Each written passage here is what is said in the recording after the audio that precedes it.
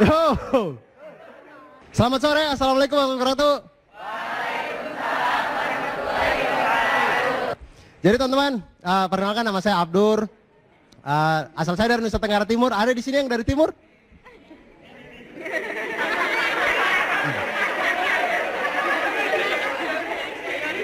Pengungsi Timor Leste ya? Iya. Alhamdulillah ada orang Timur juga di sini, dari sekian banyak orang ternyata ada orang Timur juga di sini. Karena memang orang Timur tuh agak susah gitu ya. Maunya kita agak membaur tuh agak susah. Kita tuh gampang dikenali begitu. Muka kita tuh gampang. Kelihatan. Ya teman-teman, saya dari Timur, kemudian saya anak ketiga dari 5 bersaudara. Saya punya bapak tuh tidak ikut KB. Karena saya punya bapak. Iya, saya punya bapak tidak ikut KB. Karena saya punya bapak berpikir begini, kalau 2 anak saja cukup, apalagi 5 anak. Waduh.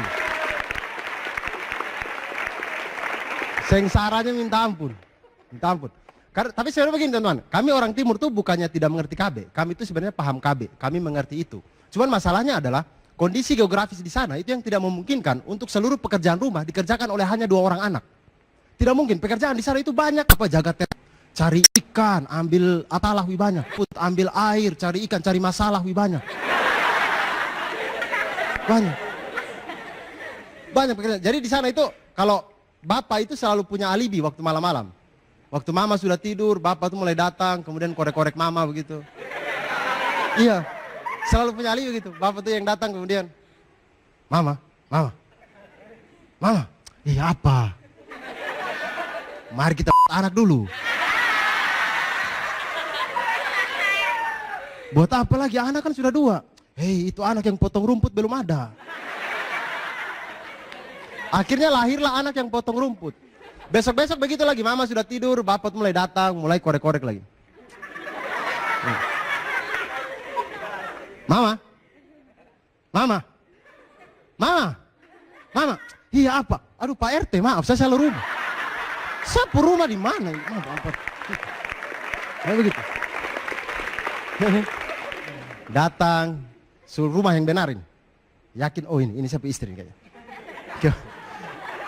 Mulai dia korek-korek. Mama, bangun dulu, kita anak. Buat apa lagi? Anak kan sudah 3.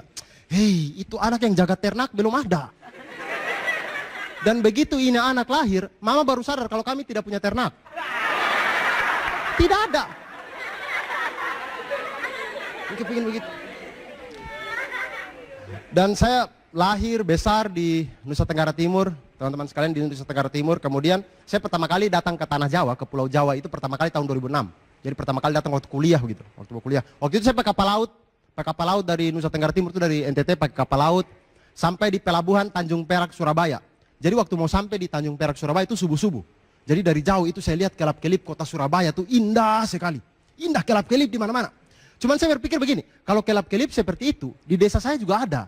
Tapi cuman 1, mercusuar. Makanya waktu saya lihat, wih, orang Surabaya kok sombong-sombong ya. Mereka buat mercusuar kok banyak sekali. Apa 1 nelayan 1 mercusuar begitu. Kemudian ketika ini kapal semakin dekat dengan Tanjung Perak Surabaya, itu kelap-kelipnya itu makin jelas. Ada kelap-kelip yang terang, ada kelap-kelip yang remang-remang. Wah itu tanpa tanya orang, tanpa lihat peta, saya langsung tahu. Oh itulah Doli yang terkenal. Saya harus ke sana. Cuman puji syukur alhamdulillahnya teman-teman, wali kota Surabaya kita yang sekarang itu sudah tutup Doli itu, alhamdulillah. Karena menurut saya begini teman-teman, menurut saya tempat prostitusi seperti Doli dan lain-lain menurut saya itu sebenarnya menurunkan harkat dan martabat seorang perempuan. Kemudian sampai di Tanah Jawa itu juga, makanya ini orang Timur tuh agak begitu keluar dari daerahnya itu untuk dia beradaptasi dengan daerah baru tuh agak setengah mati karena kami orang Timur tuh beda dari logat, kemudian dari wajah juga beda. Dan saya waktu kuliah pertama kali itu agak rasa sakit hati begitu.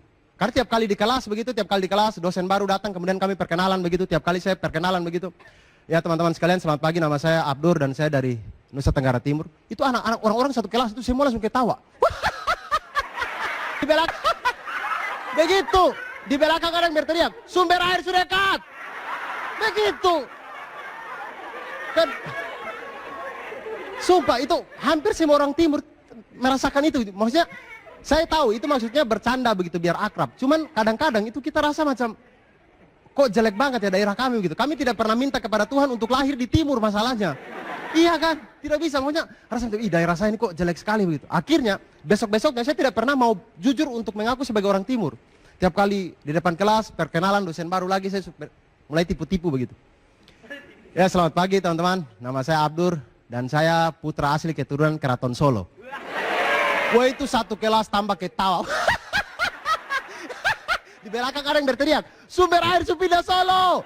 Begitu. Aduh. Sakit. Rasanya itu sakit. Saya sampai teman-teman kalau saya kuliah di Malang, teman-teman kalau pernah ke Malang itu paling tidak tahu di Malang itu kampusnya itu lumayan banyak. Salah satu kota pendidikan juga, jadi kampusnya itu lumayan banyak di Malang itu.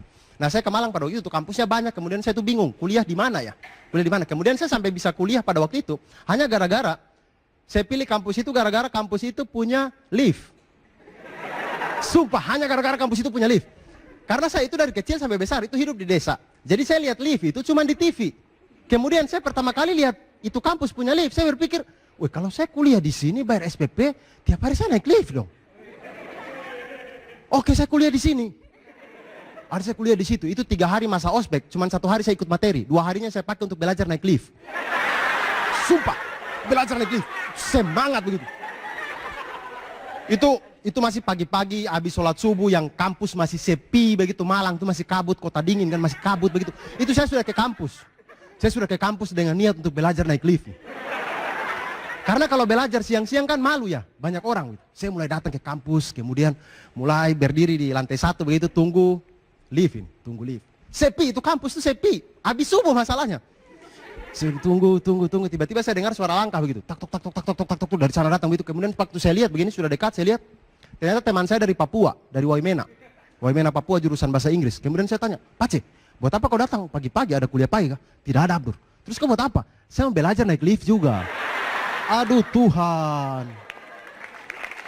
Belajar naik lift juga. Kemudian saya bilang oke lah. Ya sudah, kita berdua belajar naik lift. Jadi kita berdua tunggu ini lift, kemudian lift turun ke lantai 1. Begitu ini pintu lift terbuka, dia langsung berteriak ke saya begitu. Abdur, kau tahan itu pintu, tahan. Kemudian dikeluarkan botol air minum. Saya kan bingung ya. Pace buat apa itu botol minum? Sudah, kau tahan saja itu pintu. Saya minum Aduh Tuhan. Aduh, Pace santai saja, orang lain naik ini tuh aman-aman, tidak ada yang muntah di dalam, tidak ada. Sudah tidak perlu minum, jangan terlalu boros, tidak perlu minum itu. Bagi 1.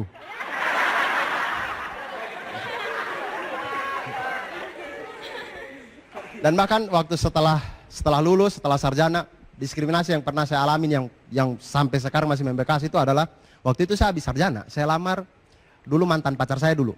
Jadi saya lamar begitu. Saya ke rumahnya dia. Orangnya ini asli orang Jawa, asli Mojokerto. Jadi saya ke rumahnya dia, saya lamar dia begitu. Tapi bapaknya itu tolak saya. Alasan bapaknya adalah, Mas, kamu itu belum punya pekerjaan. Saya bilang, Pak, gampang, pekerjaan saya bisa cari. Masalah selesai. Alasan berikutnya dia bilang, Mas, saya tidak mau kalau kau nikah dengan saya punya anak, kemudian saya punya anak ini kau bawa ke timur. Kemudian saya bilang, Pak, gampang, saya bisa buat rumah di sini, Bapak bisa tinggal sama dia. Masalah selesai. Alasan berikutnya dia bilang, Mas, sebenarnya saya itu tidak suka dengan orang timur, karena orang timur terkenal jahat-jahat. Wah, itu saya langsung berdiri depan bapaknya. Pak, siapa bilang orang timur itu jahat? Hah? Siapa bilang? Orang timur, Pak, tidak ada yang jahat. Tidak ada. Dan itu masalah selesai, hubungan saya juga selesai. Karena begini teman-teman, kalau ada yang masih berpikir orang timur itu jahat, saya bisa buktikan kepada kalian semua di sini, kalau orang timur itu tidak jahat. Tahun 2011, data dari Polda Metro Jaya, data terakhir dari Polda Metro Jaya itu masih tahun 2011. Tahun 2011 itu, daerah dengan tingkat kriminalitas paling tinggi di Indonesia itu adalah Jakarta, dengan 53.324 kasus. 2011. Di tahun yang sama, daerah dengan tingkat kriminalitas paling rendah itu adalah Maluku, dengan 151 kasus. Jadi 53.324 dengan 151. Orang timur itu tidak jahat. Tidak jahat di kampung sendiri, kami jahat di kampungnya orang. Saya terima kasih. Selamat sore. Wassalamualaikum warahmatullahi wabarakatuh.